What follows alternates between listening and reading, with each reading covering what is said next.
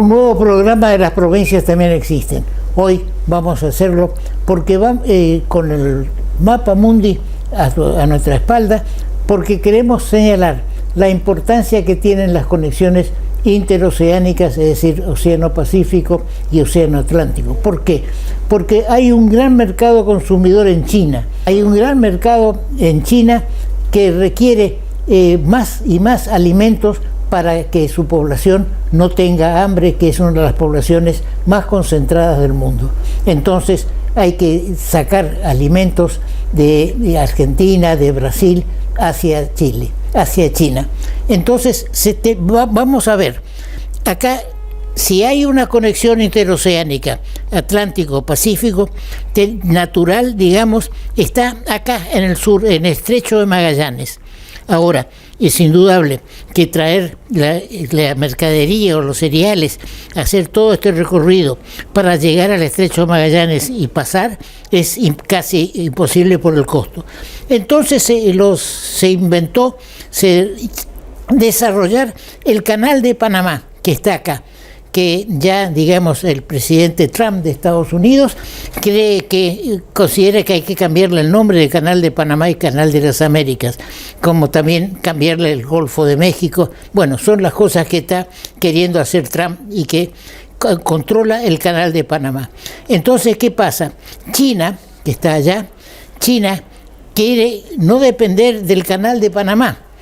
Y entonces se está desarrollando en estos momentos una carretera interoceánica que va a unir el puerto de Santos con un puerto acá en Perú.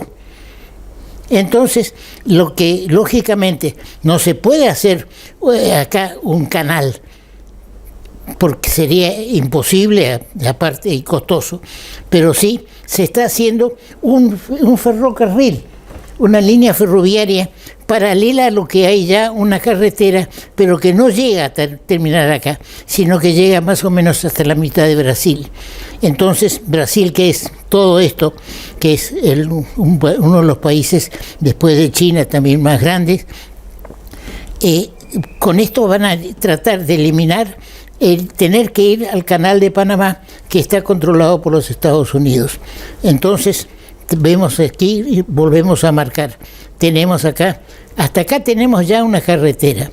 Ahora se va a hacer una línea ferroviaria y se está trabajando firmemente entre Brasil y los Estados Unidos.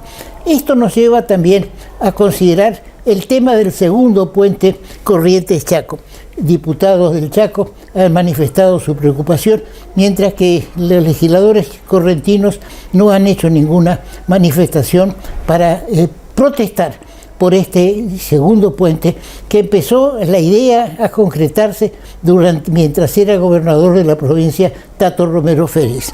Ahora bien, si vemos nosotros dónde tenemos el puente Corrientes-Chaco, entonces vemos de que también podríamos hablar de desarrollar acá una carretera que pueda pasar desde Brasil, pasar por Argentina y terminar en Chile, para lo cual serían los puertos, digamos, no los puertos, las provincias del norte argentino, San Juan, San Juan, La Rioja y demás, ya que se verían beneficiadas. Pero hay que desarrollar la actividad diplomática para contrarrestar que únicamente se hable del desarrollo. Fíjese lo largo que es esto. Ahora, también es cierto de que una cosa es navegar hasta acá y otra cosa es navegar hasta acá, hasta donde estaría emplazada una conexión que pasaría de Brasil, Paraguay, la Argentina y terminaría en Chile. Todo esto nos lleva a plantear también que la industria naval, de la cual Corrientes ha sido pionera, con Pedro Ferré, gobernador de la provincia, que tenía como profesión ser carpintero de Rivera. ¿Por qué carpintero? Porque entonces, en aquella época, todos los buques eran de madera. Ahora, en estos momentos, se está hablando de medidas que toma el gobierno nacional que facilitarían la importación de buques usados. Con eso se termina con la industria naval de nuestro país. Muchas gracias por su atención. para nuestro editorial, y ya vamos a estar con el doctor Gustavo Friedman, que el día de ayer en Sholem Aleichem, la Sociedad Cultural Israelita, encabezó un homenaje, un recuerdo más que un homenaje al Holocausto. Después también el doctor Jorge Simonetti analizará junto a nosotros la política nacional y provincial.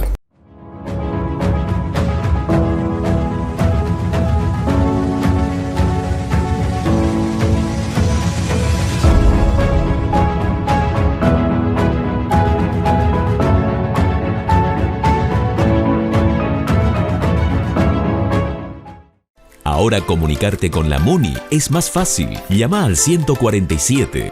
Sumamos una nueva línea de atención telefónica directa y gratuita las 24 horas. Podés realizar todo tipo de reclamos sobre servicios municipales, consultas, asesoramiento de gestiones y trámites. También podés requerir info de eventos, turismo y más. Hola, somos el Servicio de Atención Ciudadana de la Municipalidad de Corrientes. ¿En qué te podemos ayudar? Línea 147. Estamos cerca tuyo. Municipalidad de Corrientes. Los jueves son más bonitos con la tarjeta bonita del Banco de Corrientes. Para mujeres activas, independientes y emprendedoras, con descuentos exclusivos todos los jueves en indumentaria, decoración, ópticas, perfumerías, librerías y mucho más. Cada vez que utilizas tu tarjeta, colaborás con la Asociación de Lucha contra el Cáncer de Corrientes. Pedila en www.bancodecorrientes.com.ar y sumate a nuestra comunidad bonita. Anoche, en la Sociedad Israelita Sholem Aleichem, de la cual soy socio, hizo un acto muy concurrido. Había 6 o 7 hileras de sillas y colmadas. ¿Para qué? Para escuchar al doctor Gerardo Friedman y al guía espiritual de la colectividad, Moshe Wachter, referirse a la desgracia del tema del Holocausto, la Shoah, el vocabulario que nos une.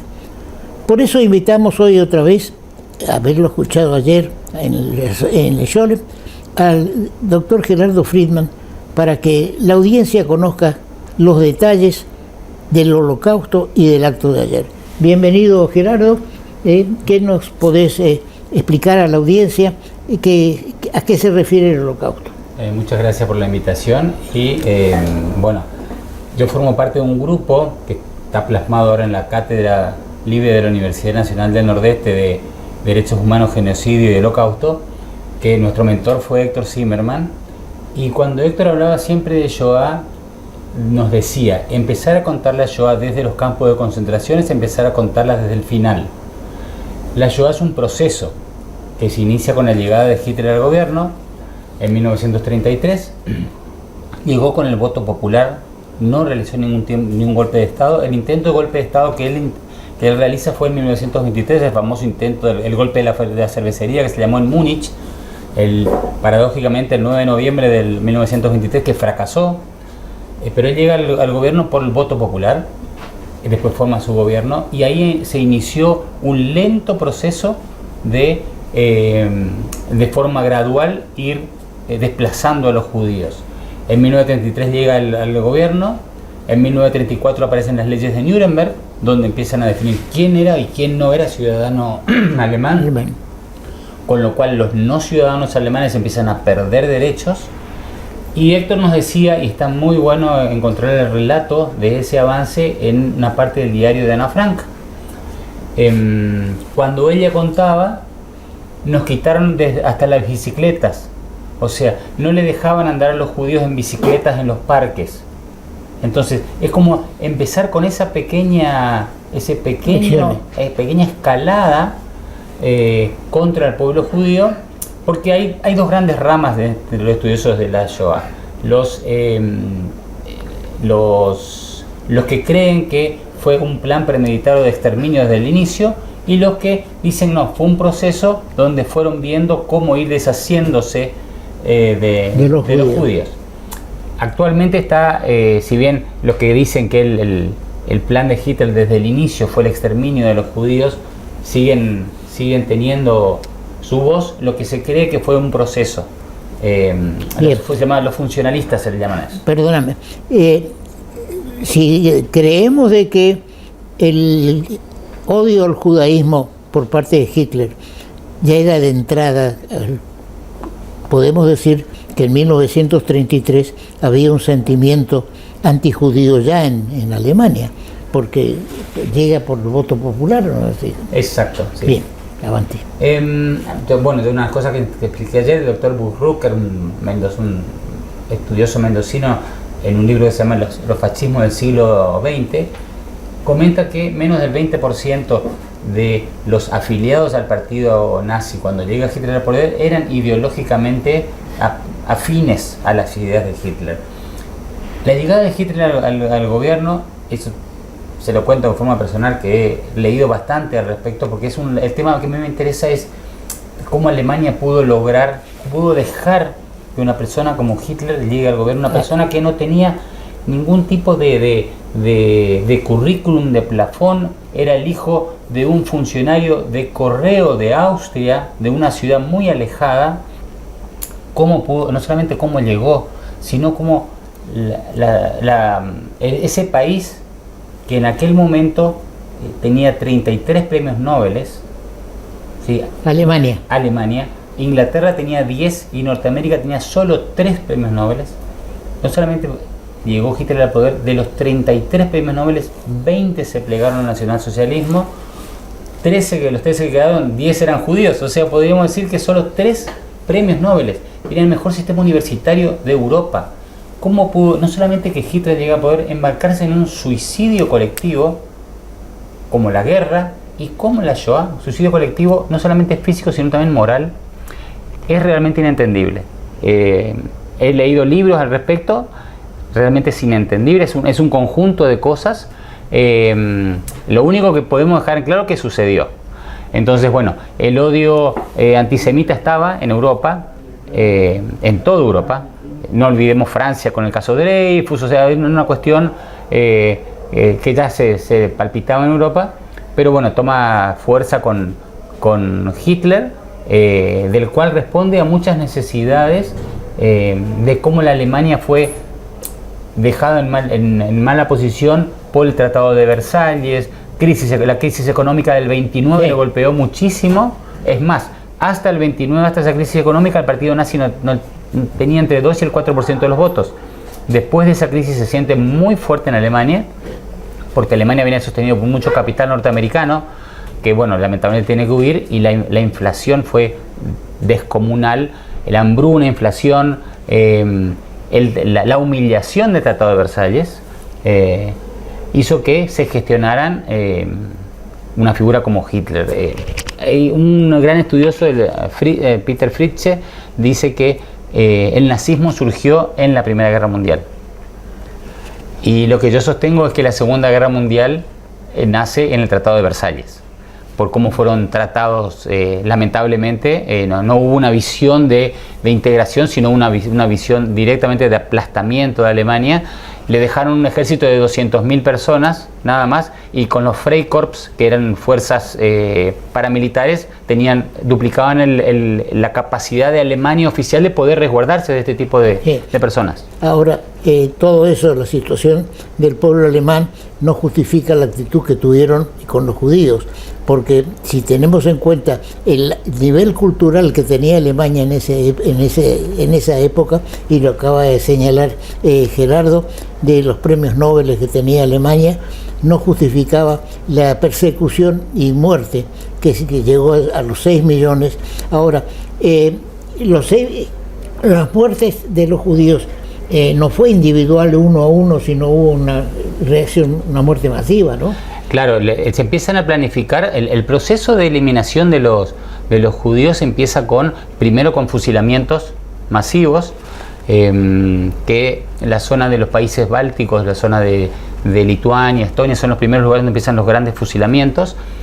Y ahí está, a los que les gusta el cine, está la famosa película La Conspiración, que es sobre el famoso encuentro de Wannsee en principios del 42, donde ahí se planifica y toma forma la solución final, la construcción, que esa es la gran diferencia con todas las matanzas a nivel mundial a lo largo de la historia de la humanidad.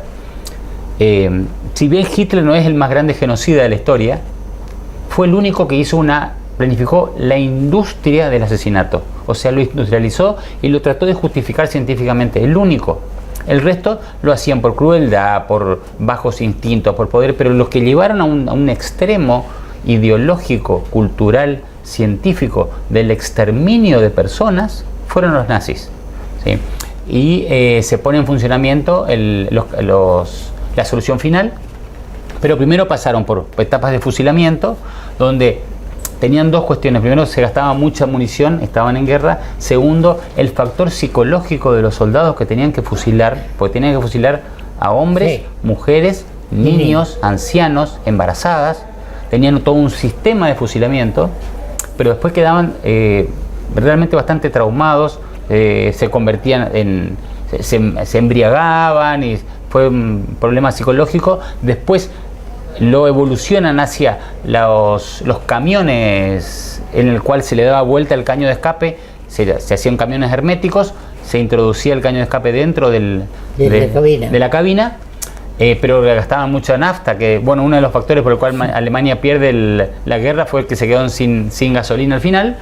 Y entonces aparece el doctor Gerstein, realmente una persona cuya historia es muy desgraciada, inventando el ciclón B, que es el gas que usaban para eliminar a los judíos. Digo desgraciada porque él no era nazi, es más, era antinazi. Inventa el ciclón B como un sistema de desratización para los cuarteles, para eliminar las alimañas de los cuarteles. Cuando él ve por qué se usa, lo que hace es un informe. Dice, no me voy a quedarme a hacer un informe, y hace un informe completo, se llama el informe Gerstein, donde anota las cantidades que se producían, los lugares donde se iban, todo bien detallado.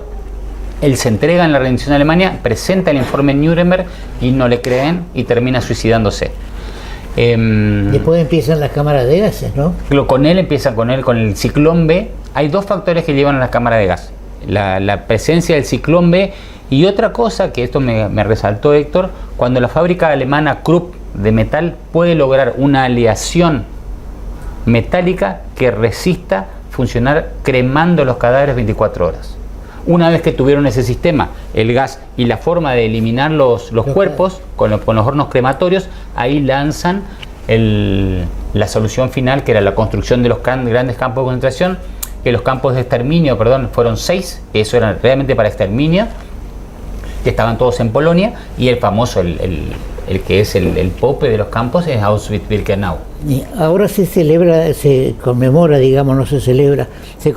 el gueto de Varsovia. ¿Cómo Claro, es eso? Yom HaShoah se instala en abril todos los abriles, depende del calendario judío, es en conmemoración del levantamiento del gueto de Varsovia, que fue en abril de 1942, que es una de las 43, una de las más grandes epopeyas de resistencia y también militar de la historia.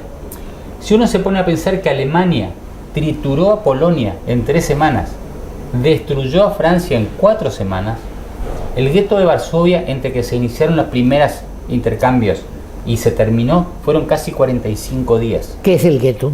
El gueto es un sistema, no fue inventado por los nazis, fue un sistema en el cual agrupar a todos, en este caso los judíos, en un barrio específico amurado, en realidad eran barrios muy pequeños con una superpoblación de gente en condiciones muy paupérrimas de existencia, porque una de las ideas de los nazis eran que se mueran en el gueto. Por eso después dan el paso al exterminio, porque no se morían, o sea, se resistía. Normalmente se hacían los guetos y en general quedaban cerca de una fábrica, cosa que ocupaban la mano de obra útil, exprimirlos hasta el final como mano de obra esclava para fabricar, alguna fábrica generalmente militar, y después cuando ya no iban sirviendo cuando se forma la solución final, los campos de concentración los llevaban en trenes hasta los campos de exterminio, que eran 6, siempre me olvido de alguno, era Treblinka, Auschwitz, Sobibor, Belzec, Majdanek, y bueno, siempre hay uno que me olvido, pero bueno, que estaban en Polonia. El gueto viene de una palabra, el primer gueto que existió a nivel mundial fue el gueto de Venecia, donde está el famoso libro de Shakespeare de El Mercader de Venecia. Y se toma ese nombre porque la zona donde se instala era una fundición y eran con judíos alemanes. La fundición en italiano se dice ghetto, es DG. Los alemanes no podían pronunciar la DG, entonces pronuncian G, y ahí nace la palabra gueto. Y ahora se usa para agrupaciones comunitarias en una cierta zona, se les dice gueto. Pero bueno, los nazis los ocuparon para aglutinar a los judíos dentro de un lugar. Generalmente el lugar resistía a un 10 o un 20% de la población que aglutinaban, en condiciones realmente malísimas para que se vayan muriendo. Ahora, si hablamos de 6 millones de personas muertas por sistema de cámaras de gases y fusilamientos y demás, a uno le corre un frío. ¿Cómo se puede pensar en eliminar 6 millones de personas? Ahora, todo esto tiene su final, el antisemitismo y la persecución y el holocausto, cuando termina la guerra. Ahora, ¿cómo termina la guerra en mi concepto? Recién cuando Estados Unidos resuelve intervenir en la Segunda Guerra Mundial. Hasta entonces el resultado de la guerra era bastante dudoso, ¿no es cierto? Yo recuerdo, y valga lo lamento, que en 1933, yo nací en 1933, hoy tengo 92 años. Ahora, todo el tiempo de que, del año 30, que empezó en el 33, en el año 30 y primeros años del 40, yo los viví, tenía 9, 10 años, y veía y vivía la angustia de mis padres, judíos también, mi padre de Rusia, que llegó en 1906 al país con 17 años, y mi madre nacida en Inglaterra. Esto sintetiza cómo la Argentina era un faro que iluminaba al mundo para que vinieran, y había una gestión. Hoy en día, lamentablemente, somos un país, en vez de ser importador de seres humanos, somos exportador de seres humanos. Bien, ahora se nota, digamos, en el mundo un renacimiento del odio hacia los judíos. Sí, se nota. Hace 2 semanas estuvo uno de los grandes estudiosos actuales de lo que es Shoah, es Mario Sinai, que vive en Israel, y nos contaba con respecto después del 7 de octubre, el pogromo del 7 de octubre, que fue el brutal ataque de las huestes de Hamas, invasión y ataque al territorio de Israel. Él suponía, todos suponíamos, que dice, bueno, se terminó el antisemitismo, la gente va a ver lo que pasó, porque a diferencia de los nazis, que cuando empezaron un proceso de destrucción de todo el material que tenían con respecto al exterminio de los judíos, la gente, estos fanáticos islámicos, lo que hicieron fue no solamente filmarlos, sino subirlos a las redes. Las barbaridades, las filmaciones son realmente irreproducibles, que también, a diferencia de los alemanes, te voy a contar un caso. Cuando estuvimos en Nuremberg con mi esposa, en Nuremberg está lo que se llama el Docu-Centrum, que es el centro de documentación nazi. Se guarda todo lo que tienen referente al nazismo, y tienen las filmaciones de cuando ejecutaron, por ejemplo, a los que hicieron el plan Valkyria, que hicieron el famoso atentado e intento de golpe de Estado, y los ejecutaban, los colgaban con una cuerda de piano, para que así demoraba más la muerte, de más hasta 1 hora para morir. Los tenían filmados y Hitler veía esas filmaciones. Eso tienen todo guardado, y dijeron que no lo van a mostrar al mundo porque son muy crueles ese tipo de filmaciones. La gente de Hamas mostró al mundo, y mostraron los videos y las filmaciones y los audios de cómo no solamente se alegraban, sino se enorgullecían de las atrocidades que hicieron. Pensamos todos que, como decía Mario Sinai, se acabó el antisemitismo. Cuando se vea todo esto, la gente no puede estar a favor de estas personas. Y lamentablemente no es así. Lamentablemente recrudeció el antisemitismo, sobre todo después del accionar de Israel. Uno podría cuestionar o no lo que está haciendo, pero bueno, fue una situación tremendamente difícil de entrar tener que entrar a buscar a los secuestrados y a buscar a la gente de Hamas. El problema es que cuando uno decide entrar en una guerra, sabe que van a pasar muchas cosas indeseables. Entonces, así es. Digamos, yéndonos a lo que ocurrió en Israel, Hamas incursiona en las colonias judías para secuestrar y llevarse gente. Se llevaron argentinos, digamos, que al final la madre, el matrimonio, el padre todavía está, la madre fue muerta, un niño de 6 meses también. Es decir, se crea una situación muy difícil. Eso se hace únicamente por odio. Ahora, indudablemente, yo como judío, también como hombre de la política, porque yo fui diputado provincial, como hombre de la política pienso, no se puede permitir a los judíos tener un Estado de Israel que es un pedacito así en el mundo, que ni se puede ubicar en el mapamundi que tenemos acá, no se puede ubicar dónde está y cómo está, y tenemos, es uno de los puntos negativos al Papa Francisco, que en paz descanse, cuando él hizo algunas declaraciones favorables a Hamas y contrarias al Estado de Israel. Tal es así que el Estado de Israel como tal no se manifestó en este caso del fallecimiento. Bien, muchas gracias, Marcelo. Fue muy interesante ayer tu conferencia, digamos, estaba también mostrando con videos, digamos, y eso ayudó a ilustrarnos. Muchas gracias y esperemos que la paz llegue. Shalom quiere decir en paz en hebreo, y que Shalom para Israel, en paz para Israel y para el mundo. Muchas gracias. Gracias a su Bien, disposición. seguimos con el programa.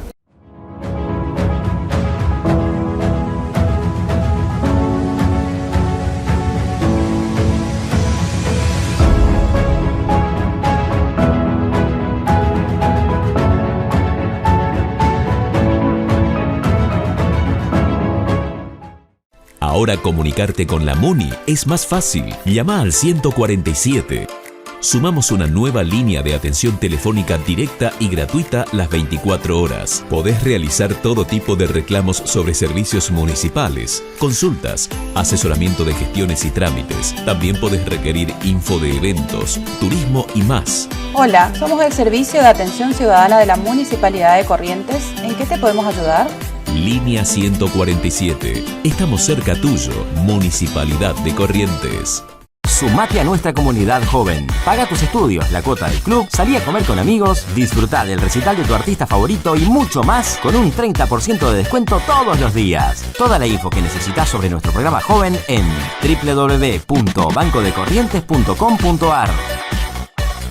Una vez más estamos en nuestro programa con el doctor Jorge Simonetti. El doctor Jorge Simonetti es un profundo analista de la actualidad política y social de la provincia y del país.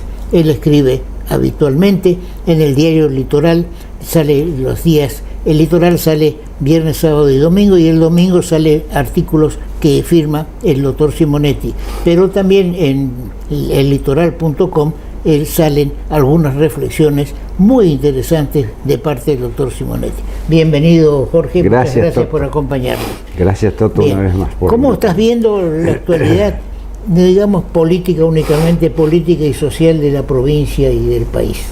Ahora que la muerte del Papa, vemos que funcionarios que lo criticaban al Papa rápidamente se van ahora al sepelio. Bueno, ya la muerte nos une a todos, ¿no es cierto? Bien. Hablando de el fallecimiento del Papa, digamos, creo que como vos muy bien dijiste, la muerte nos une a todos, digamos, ¿no? Las críticas se bajan, todos nos encontramos con otro espíritu. Y hay que recordar obviamente que nuestro presidente en sus inicios fue altamente crítico del Papa, es decir, con calificativos que no voy a repetir, pero que fueron realmente tremendos. También quiero recordar que cuando el Papa resulta elegido, Francisco resulta elegido Papa Jorge Bergoglio, también Cristina Kirchner, a la sazón presidenta, no se expresó, digamos, no lo felicitó. Justamente había un acto y no al contrario de toda la gente y de todo el pueblo y de todos los argentinos que se alegraban y festejaban como si fuera un mundial. E incluso yo, que soy de religión judía, claro, también estaba contento porque un argentino llegaba al podio, que significa... Exactamente. Y bueno, qué sé yo, todo eso fue cambiando. El argentino más importante del mundo, pero que en realidad ejerció la jefatura de la religión más extendida en el mundo, que es la religión católica, los cristianos, digamos, globalmente, pero la religión católica. Y el papado Francisco realmente hay que destacarlo. Yo he escrito sobre él bastante, y en algunas cosas lo he criticado, he dicho que tendía mucho al populismo, que a veces sus reformas pecaban de tibieza. Pero hoy, mirando en la distancia y mirando con el lente que te permite, digamos, abarcar todo el espectro, te das cuenta de que fue un papa que dejó plantado un montón de semillas dentro de la iglesia y en el mundo, intra iglesia y extra iglesia. Intra iglesia hizo reformas importantes que verdaderamente quizás no llegaron al hueso de los apresurados, de los progresistas, etcétera, pero que generó inquietudes en los tradicionalistas, en los conservadores. Y yo creo que hizo una iglesia más inclusiva, una iglesia más tolerante y sobre todo una iglesia para los pobres, para los desposeídos, para la gente sufriente. Se conectó muchísimo, a pesar de que no conozcamos en detalle, se conectó muchísimo con los migrantes, sobre todo esos migrantes de África que venían a las costas italianas, los ha visitado, ha dado señas de realmente de una preocupación que es difícil empardar, digamos, desde el punto de vista de la gestión religiosa, ¿no? Y por último, creo que en ese aspecto hay una cosa que facilitó, es la interconexión entre las distintas religiones. Claro, eso es lo más destacable, digamos, que decían mesas interreligiosas. Claro, claro. El ecumenismo que se denomina, ha hecho, digamos, de que las religiones bajaran sus dogmas y se unieran, digamos, en lo que es el sentido humanista que le dio Francisco a su papado, ¿no? Porque si hay algo que tenés que definir, ¿cuál fue la columna vertebral del papado de Francisco? Del humanismo que ejercitó. Y bueno, le podemos criticar algunas cosas, que probablemente es un ser humano, pero en definitiva trajo paz, trajo concordia, y eso que es un hombre multidimensional, porque Francisco es un hombre que le gusta el deporte, que también le gustó la política, ¿no? Jesuita. Exacto, es jesuita, el primer jesuita. Le gusta el deporte, pero también es un hombre que en el ejercicio de su misión ha tenido la posibilidad de ubicarse y de intervenir en temas de los países que de uno y otro lado de la ideología tenían problemas, y concretamente Francisco, ante la posibilidad de ser designado mediador, por allí se ubicaba en el medio, sin expresiones crudas hacia los regímenes que gobernaban en esos lugares. Por eso muchas veces fue criticado, pero tenía un sentido de estar preparado si es que era designado intermediario, para que no fuera cuestionado de uno u otro lado. Yo creo que Francisco dejó plantada una bandera muy importante de progresismo, de modernidad y de tolerancia. Bien, hay que ver, perdón, y termino con esto, hay que ver, como dice Ricardo Darín, si los que vienen, Ricardo Darín decía que abrió muchas ventanas y puertas. Vamos a ver si los que vienen las cierran o continúan abiertas. Sí, yo creo de que en el campo de la fe, y yo creo que es destacable la actitud de Francisco. Ahora, cuando empezó a entrar en temas políticos, ahí, digamos, tenemos todos derechos a opinar. Pero en el tema de la fe, sin duda, como acaba de señalar Jorge, digamos, marcó un progreso, que es el tema de las mesas disciplinarias y demás. Eso ayuda mucho al tema. Bien, pasemos al otro tema, a las otras actualidades de la provincia. ¿Cómo ves? Sí. Primero te voy a decir del país, digamos, ¿no? Porque la última vez que vine creo que todavía no se había firmado el acuerdo con el Fondo Monetario. Y bueno, eso es un acuerdo obviamente que le va a permitir a Milei transitar con el dinero que ingresó y que va a ingresar, transitar con cierta tranquilidad hasta octubre. Pero sin duda que siguen las expectativas. El dólar ha bajado, la inflación en el mes de marzo recrudeció, los quieren bajar ya sea con el sistema del mercado o con el sistema de Guillermo Moreno, dando instrucciones. Eso es lo que ha hecho el gobierno, ha levantado el teléfono y se dirigió a los industriales, a los supermercadistas, a los dueños de prepaga para que bajen sus precios. Y bueno, qué sé yo, la mirada está puesta en octubre. Todos los argentinos también tenemos la esperanza de que sus medidas económicas tengan buen resultado, porque francamente, si bien la macroeconomía tiende a estar más ordenada que en la tremenda época de Fernández y Massa, es cierto que hay mucha gente que está sufriendo por sus ingresos bajos o por su falta de ingresos. Así que todos estamos cruzando los dedos para que allí le vaya bien a... Sí, digamos, los ingresos bajos ya vienen de otros gobiernos, no es una cuestión que explotó ahora, digamos. Pero sería muy triste, mirando atrás, como dice una canción, uno pueda ver qué es lo que pasaba antes de llegar Milei, qué es lo que está pasando y qué es lo que puede llegar a pasar. Ese es digamos, la incógnita.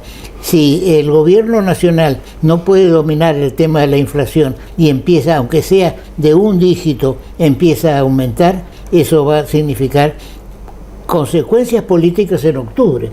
Ahora, fíjate que en la provincia, hablando de octubre, mientras el secretario general de la Gobernación, digamos, habla de que están abiertas las puertas para que un posible acuerdo con la Libertad Avanza, por otro lado, hay voceros de la Libertad Avanza que dicen que no tienen interés el gobierno nacional o la Libertad Avanza de poner un gobernador en Corrientes. Guarda, que este cruce de dos opiniones no termine en un acuerdo, no me preocupa, ¿no? En un acuerdo entre Vamos Corrientes y la Libertad Avanza, ¿no? Yo creo que no. Yo ahí creo que no. Es decir, Vamos Corrientes te refería a la alianza oficialista. Sí, correcto. Ah, no, me equivoqué entonces. Probablemente no. Creo que los dos están en los escarceos previos a la pelea, digamos, de fondo. Es decir, cuando se empiecen a correr los plazos de las elecciones, evidentemente eso se facilitará. Y yo creo que ahí depende de dos cuestiones. Primero, de la estrategia nacional. Resulta que la estrategia nacional que tiene dos cuestiones que analizar. Por un lado, la posición de Karina Milei y de Martín Menem, que desean más puridad en las listas de la Libertad Avanza. Y el otro de Santiago Caputo, que es más pragmático, digamos, hacer más puros donde den los números y mezclados donde no den. En definitiva, yo creo que la más realista es lo de Santiago Caputo. Es decir, no le viene bien a Milei que tenga un desempeño de su equipo en las elecciones que vienen de sus representantes, como tuvieron en Santa Fe, que quedaron terceros. Entonces yo todavía allí no creo, tampoco creo que le dé hoy a la Libertad Avanza por sí mismo ganar la gobernación de Corrientes. Así es. Entonces probablemente pueda haber un acuerdo, o probablemente puedan presentarse como también, vos viste, cuando vos te presentás y sacás una buena cantidad de votos, ya adquirís personería hacia adelante ante la gente. Cuando vas metido dentro de una alianza, un poco el que se destaca es la cabeza, que en este caso es el radicalismo. Obviamente el radicalismo acá en Corrientes no va a ceder las candidaturas de gobernador. Por supuesto. Entonces, eso creo que está en veremos todavía qué es lo que hace la Libertad Avanza, si acepta integrar una lista con el radicalismo con Vamos Corrientes, o se presenta solo, que no creo que esto suceda. Hasta el vicegobernador Pedro Brea Pocar, que preside el Partido Popular, una creación de él, ha dicho que al radicalismo le corresponde llevar el candidato a gobernador por ser el partido mayoritario dentro de la alianza. Es decir, que eso está descartado. Y por esa vía entiendo que Ricardo Colombi fracasó en su idea de que hacer una alianza con el justicialismo, después con la misma Libertad Avanza, porque Ricardo llevaba la intención de unirse, pero para ser él el candidato, y nadie va a hacer una unión para que otro sea el candidato, ¿no? Ahora, no tengas dudas. Sí, ahora, ¿no pensás que a la Libertad Avanza le rinde más que una gobernación a la cual se puede manejar desde el gobierno central, cambiar la gobernación por diputados nacionales o senadores nacionales? Y teóricamente, siendo en la nación, no es una elección de medio término.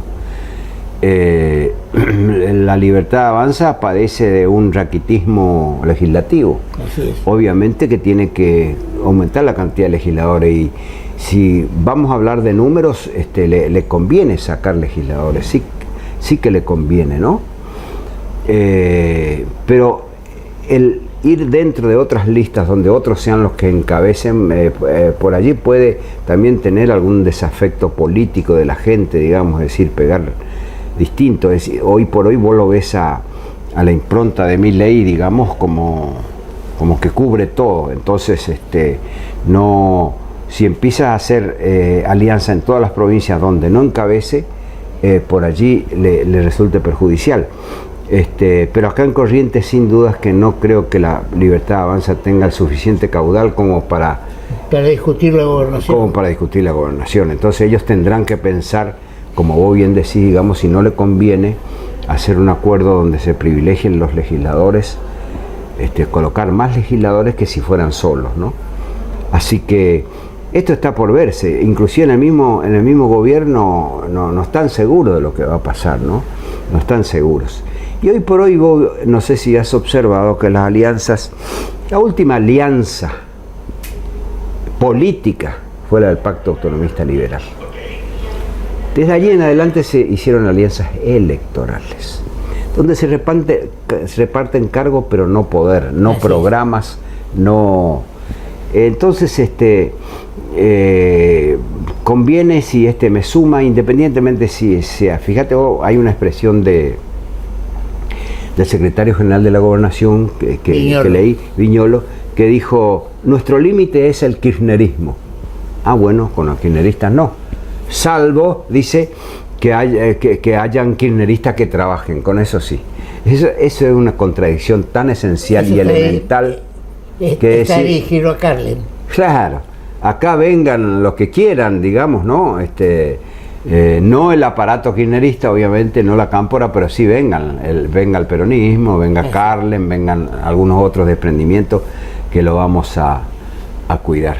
Y tienen también, porque creo que tienen también la posibilidad de prometer cargos a futuro en el Poder Ejecutivo, que son... Es un arma grande. Exactamente, es un arma grande. Ahora, la cuestión es que ahora también se elige intendentes de la capital. La capital tiene un alto porcentaje, 40% se estiman, de votantes en la provincia. Es decir, que la importancia de la capital es grande. Sí. Ahora, no creo tampoco que el radicalismo se da la cabeza de la intendencia, ¿no es cierto? Ahora, todo eso está, como bien señala Jorge, son acuerdos electorales, no son acuerdos de principios, de ser liberalismo, conservadorismo, no. Vamos a sentarnos a ver qué me das vos y qué te doy yo. Sí. El acuerdo, en principio, en Corrientes, el acuerdo es que la columna vertebral de la alianza de Vamos Corrientes, sobre todo, es el radicalismo, es el oficialismo. Y después vamos incorporando si conviene o no.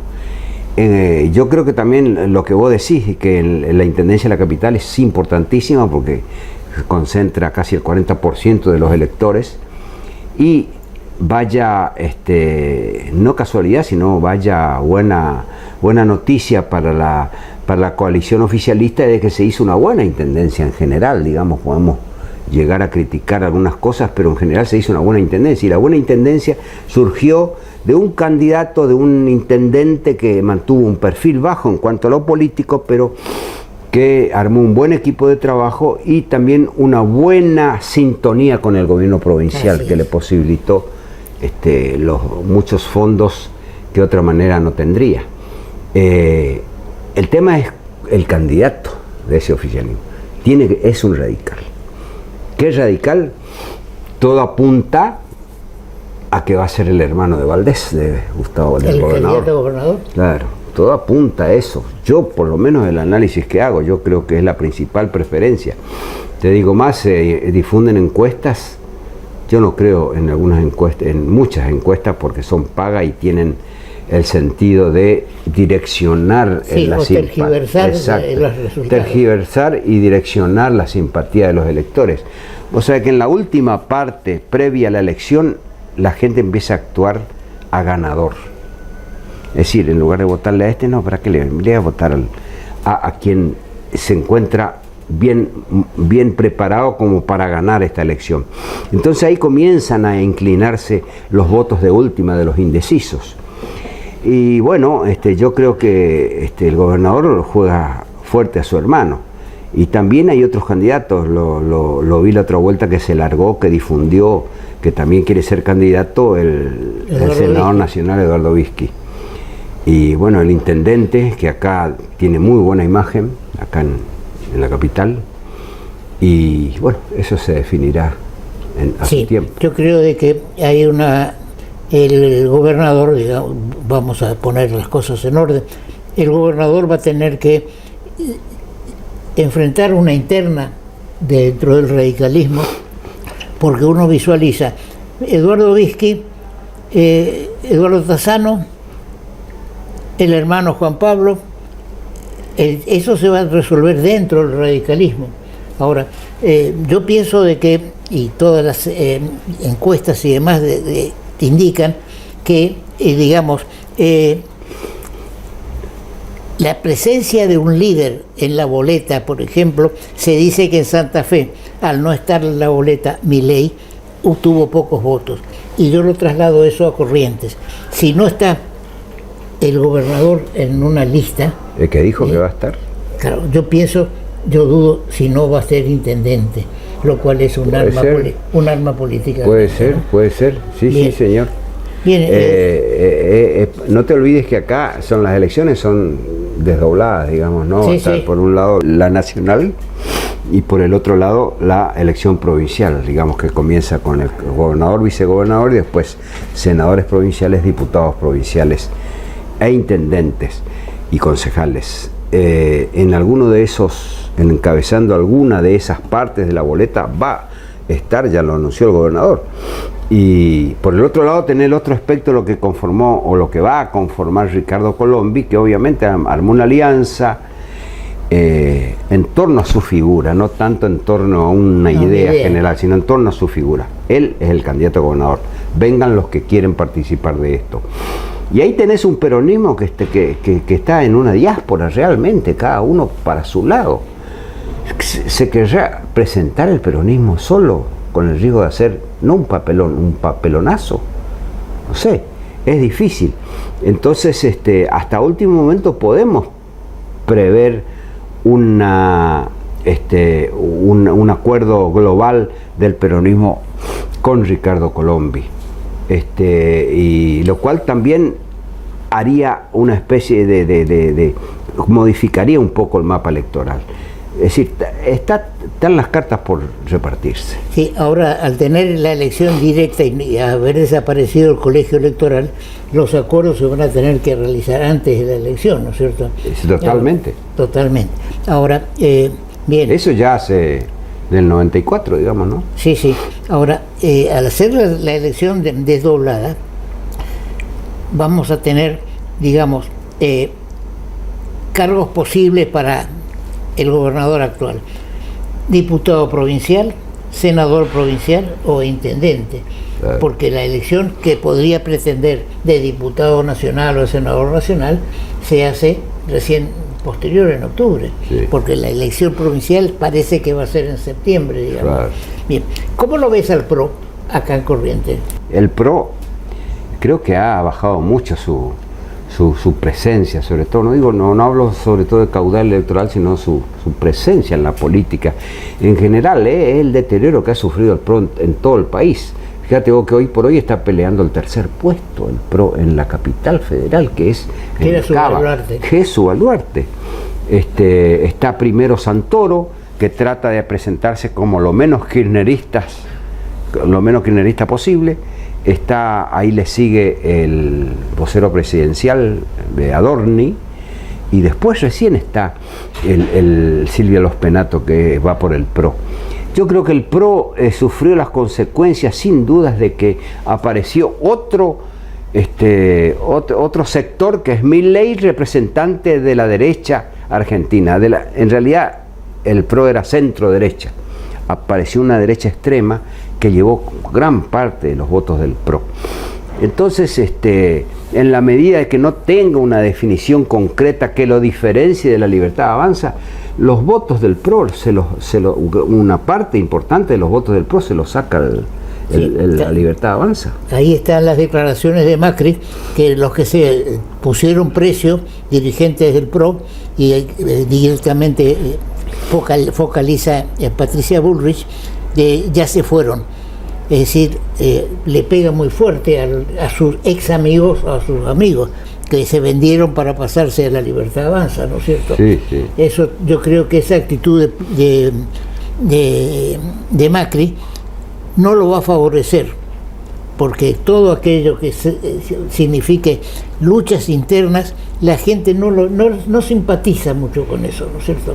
Lo que pasa es que ahí ya está claro que Patricia Bullrich es que una política todo partido, llamo todo partido porque recorrió todo el espinel de los partidos, ya está fuera de su esquema. Para mí, Macri está sufriendo las consecuencias de una posición no definida.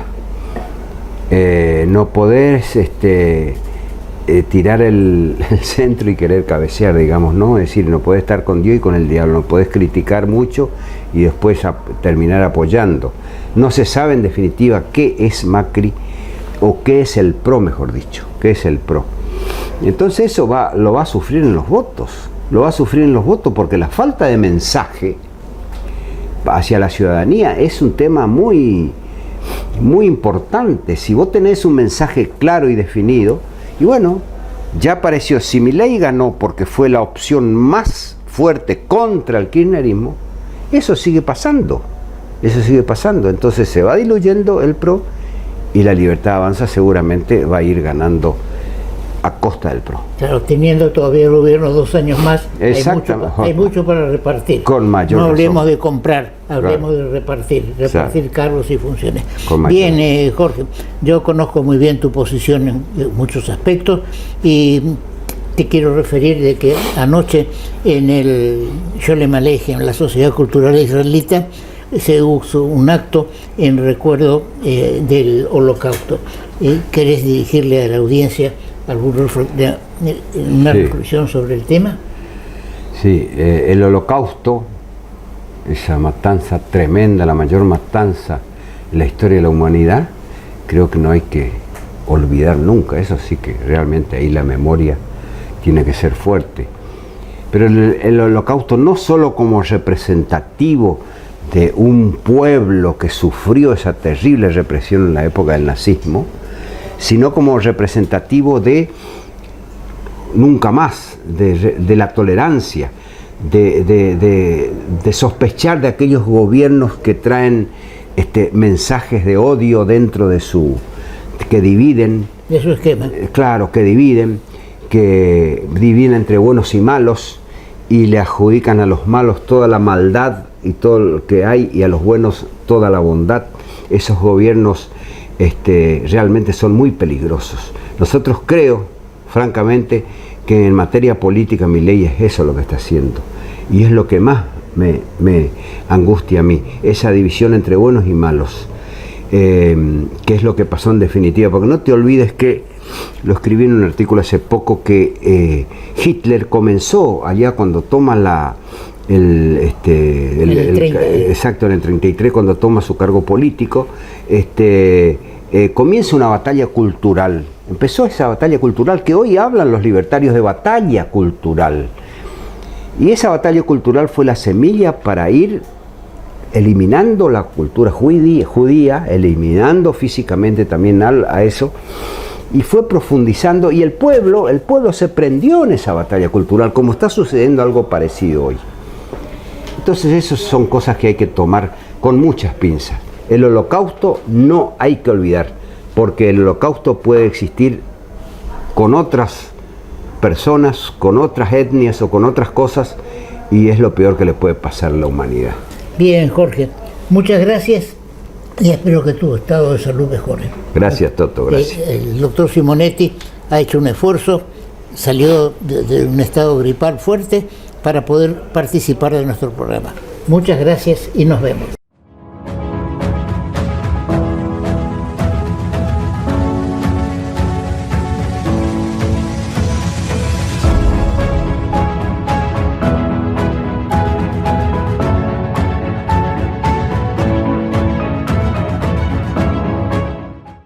Ahora comunicarte con la MUNI es más fácil. Llama al 147. Sumamos una nueva línea de atención telefónica directa y gratuita las 24 horas. Podés realizar todo tipo de reclamos sobre servicios municipales, consultas, asesoramiento de gestiones y trámites. También podés requerir info de eventos, turismo y más. Hola, somos el Servicio de Atención Ciudadana de la Municipalidad de Corrientes. ¿En qué te podemos ayudar? Línea 147. Estamos cerca tuyo.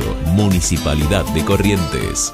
Los jueves son más bonitos con la tarjeta bonita del Banco de Corrientes. Para mujeres activas, independientes y emprendedoras, con descuentos exclusivos todos los jueves en indumentaria, decoración, ópticas, perfumerías, librerías y mucho más. Cada vez que utilizás tu tarjeta, colaborás con la Asociación de Lucha contra el Cáncer de Corrientes. Pedila en www.bancodecorrientes.com.ar y sumate a nuestra comunidad bonita. Bien, de esta forma damos por terminado el programa de la fecha. De los próximos programas cada vez vamos a internarnos más en la situación política del país y de las provincias. Ya hubo elecciones en Santa Fe, donde la Libertad Avanza quedó tercera.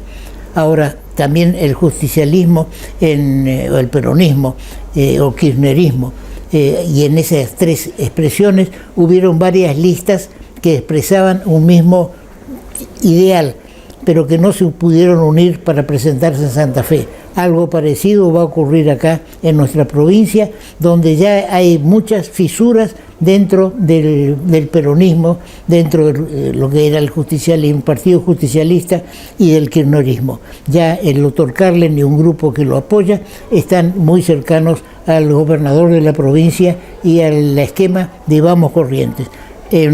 Tenemos el 18 de mayo, son las elecciones legislativas en la ciudad de Buenos Aires, donde digamos un distrito muy importante por la cantidad de habitantes y también por lo que significa políticamente para el país. Es el distrito de la capital federal, donde el PRO es mayoría o era mayoría y ahora veremos qué pasa dentro de poco más de 20 días.